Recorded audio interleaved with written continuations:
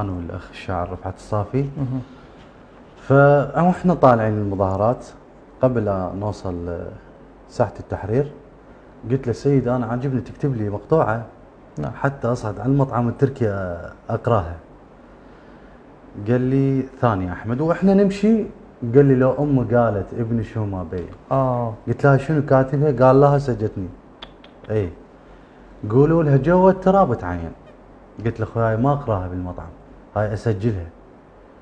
قلت له هاي تسجل، يعني حرام تنقرب المطعم وتتصور موبايل وتنزل. قلت له هاي تتسجل تتوثق هذه. اي سبحان الله بيومها رجعنا للاستوديو توفيقات بعد. الموضوع ذا بيه شهداء من الله يعني يصير بيه تسهيلات. فبنفس اليوم وزعنا وسجلنا وكذا. ما شاء الله. ثاني يوم نزلت. احنا الان قريبين من انتهاء القعده وياك، ما حسينا به. الله يسلمك. نسمع لو امي قالت ابني شو ما بي. قالت ابني. هي طبعا نفس اللحن مو بس الكلام يختلف.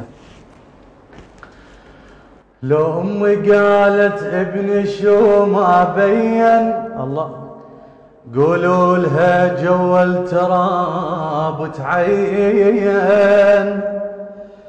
لو امي قالت ابني شو ما بين، قولوا لها جوا التراب تعين. اتمنى ارجع بس اشمها يدفنون بي وبالي يمها.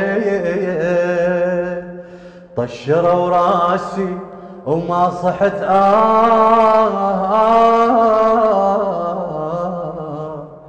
قولوا لها ترفع خشمها. شلال من طحت شحلات ولي خرمشن خدهن خواتي. بجناح شال انغطى اللوح اللوح اللوح. حسبالن حنط الفخاتي. انا الشهيد الطاح لاجل التغيير.